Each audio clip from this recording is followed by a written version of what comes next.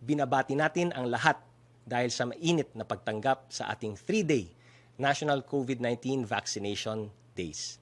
The IATF commends the National Task Force Against COVID-19 and its National Vaccination Operations Center, as well as all government offices and agencies, local government units, non-government organizations, private entities, and individual volunteers who shared their time and resources for the successful conduct of the 3-day Bayanihan Bakunahan. 2 important vaccination milestones were made. 2 milestones ang ating nakamit.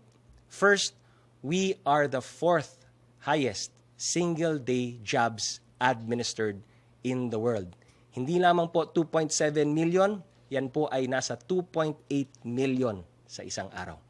Second, we are number 1 in terms of 7-day moving average jabs per 100 people per day across countries with a population of 100 million or greater. Yan po, makikita natin.